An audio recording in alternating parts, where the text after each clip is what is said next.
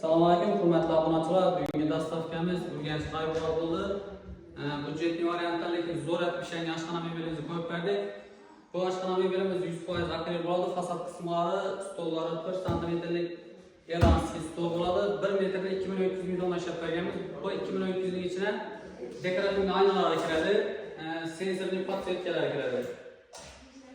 Mexanizmlari har doim tanqid mexanizm bo'ladi, ishlar ellik bo'ladi.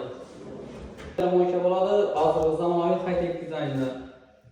İşləri suşurka bo'ladi ishlarida. Ham bu razmerlari pastlari 85 bo'ladi, balandini 90 ishlaganmiz 2100 ning ichida.